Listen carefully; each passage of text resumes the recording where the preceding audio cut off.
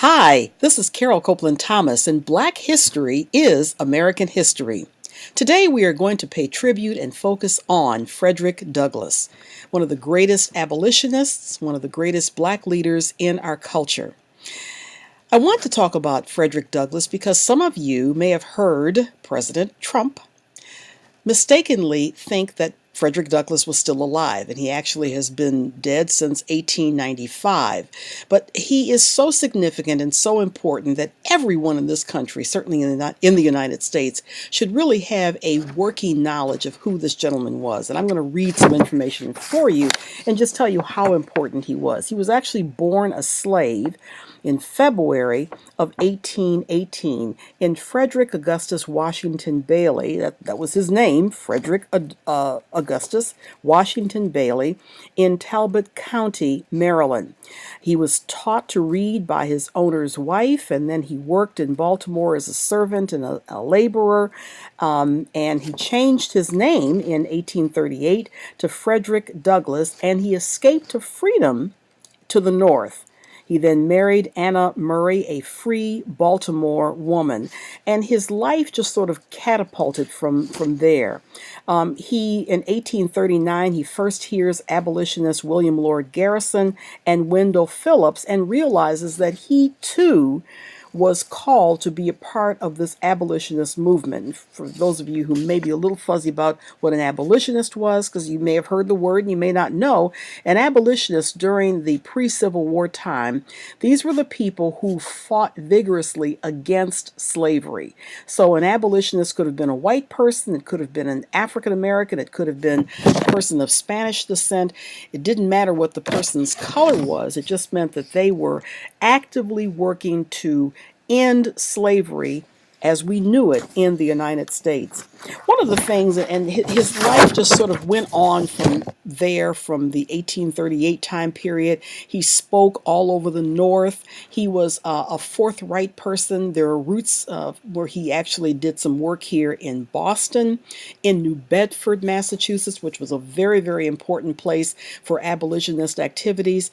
But I think one of the things that was just so striking with Frederick Douglass was his close connection to Abraham Lincoln. Abraham Lincoln, at that time as president, 1861 until he was shot and killed in 1865, had a deep respect for Frederick Douglass and invited him to the White House. He was probably the first black person invited to the White House, not as a servant, not as a slave, as a guest. And I've read some of the accounts about how difficult it was for him to get through the guards into the White House because they wanted him to go around to the back. They just did not believe he was invited, but indeed he was. But he would sit, when he finally got in, and talk with Abraham Lincoln and just talk about the plight of the Negro race at that time. That was the word that was used. And what needed to be done, certainly during the war, what needed to be done after the war. So he had a great deal of influence in terms of what plans were going to be made and what Abraham Lincoln thought about the plight of black people, and actually how to model the Emancipation Proclamation, which then targeted those slaves in the states of the rebellion who were ultimately freed after January 1st, 1863. But a lot of his thought process, President Abraham Lincoln's thought process, had to do, when it came to the African American community, the slave community, with Frederick Douglass. After the Civil War ended in 1864, he continued on. He moved in 1872 to Washington, D.C., and purchased Cedar Hill, a 15-acre estate. So obviously he did very well financially. He married again in 1884. You'll have to go and read a lot of the in-between that I'm sort of skipping. But in 1884, he married Helen Pitts, a white woman from Rochester, New York. And they traveled to England, France, Italy, Egypt, and Greece between 1886 and 1887. And finally, at the end of his life in 1895, he actually passed away February 20th. in 1895. There was a young man who came up to him about a month before he passed away and wanted some advice. By that time, 1895, the Reconstruction period had ended. Jim Crow was fully enforced. The Ku Klux Klan was running amok. There was lots of discrimination going on. So Frederick Douglass, by that time, had seen where his life had begun, seen the escalation of the abolitionist movement, seen where slaves had been freed, the Civil War had ended, where blacks had actually been elected during the Reconstruction period, and then during this post-Reconstruction period, how all that work had to really just double down so that the whole oppression of African Americans could end at some point in time. And he knew that we had a long road ahead of us. But this young man asked him, what could he do? What needed to be done to bring about the rights and the equality that all people needed to have in this country? And he had 3 words to say.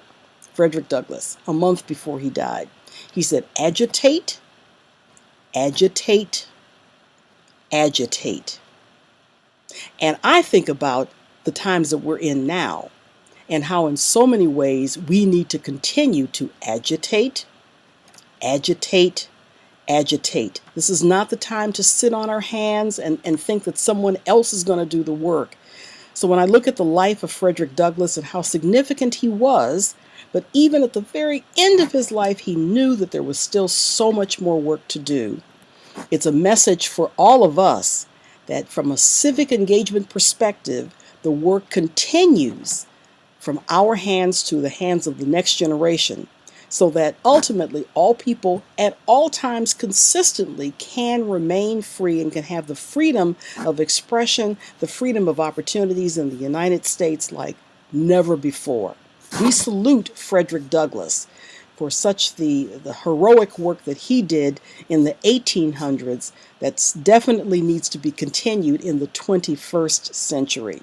Black history is American history.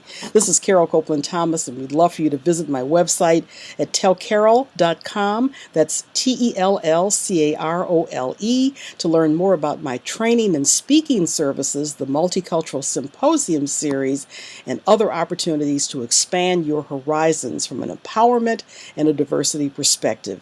Thanks so much for watching.